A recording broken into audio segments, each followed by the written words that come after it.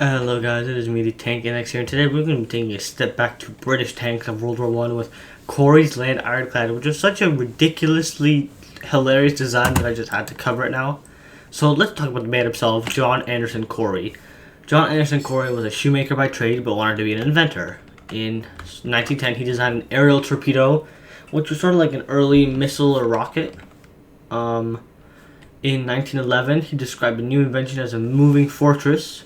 He was in his local newspaper describing his ideas, and just a few days later he would write to future Prime Minister Winston Churchill on November 14, 1911, who was First Lord of Admiralty at the time. So, on to this letter. In this letter he described the invention in more detail and suggested that about 200 of his design should be made, which would in total cost £70 million in today's money, or $89 million. So one of his tanks or land ironclads would cost £35,000 or $44,510. That is very expensive. Winston Churchill denied the idea, likely due to the massive expenses, which would probably be better building another dreadnought.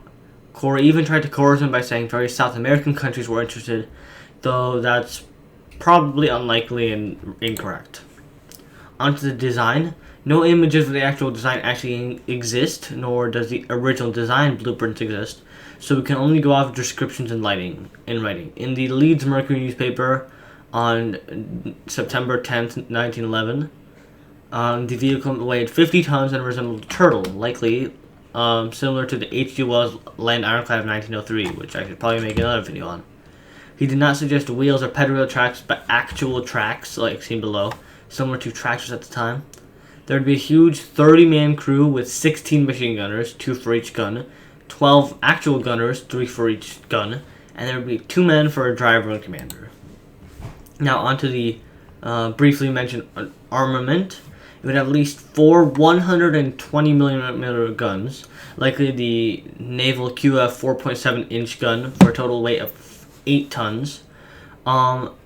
Just in comparison, most modern tanks today have somewhere around 120mm guns, so they'll probably be upgraded to 130mm in the future. So yeah, that was pretty extreme at the time. And they would somehow be able to have 3 firing on the same thing at once. I don't know what that even means. Then there'd be 8 Maxim guns, which were confusingly described as 3 firing fore and aft, or 5 on either side, which I really have no idea. So onto the laughable mobility estimate. It was only labeled to have 2 petrol engines at around 100 to 200 horsepower, which would somehow drive it 18 to 20 miles an hour. In comparison, the Tsar tank would weigh 60 tons, and each wheel would have its own 250 horsepower Sunbeam engine, which was found on Zeppelins. And it would theoretically go less than 10 miles an hour. So you could see how very stupid this estimate was. It would somehow be able to climb walls up to 10 feet high as well, which, due to its weight, no. It may have used tracks similar to the tractor on the right, as seen here, which a lot of, military applicants for the time used tracks similar to that found on tractors. Onto its usage. He described that the vehicle would be used against a seaborne invasion, not actually in combat, as a protection against an invasion, which was actually a really big threat at the time, as Germany was a rising naval force and was beginning to actually contest the British for the power of the seas. He said that each ironclad would have the power of 2,000 men and could be scattered around the English coast. To accompany them would be a smaller, lighter variant of this tank. And the only knowledge we actually have on the design, unfortunately, because I'd love to have more content for this video, that it would go between 40 and 50 miles an hour, which is an insane report. Yeah, that is insanely fast. This design here was something someone made. This turret design could be what you mean by 3 firing at once. If there were 3 turrets, which would be a pretty advanced design for the time, this would theoretically allow it to be firing 3 times at a single object. And here we have, machine guns scattered about, which maybe could also fit that description. I'm not really sure. His design is very confusing. Onto final assessment of the design. In general, it's just horrible. It's too expensive, too overcrewed, too much weaponry, and a usage that was just a waste for such a vehicle. If this thing was put in World War I could actually imagine it doing something if it wasn't for breakdowns. But honestly, for coastal defense, that's just a waste of it.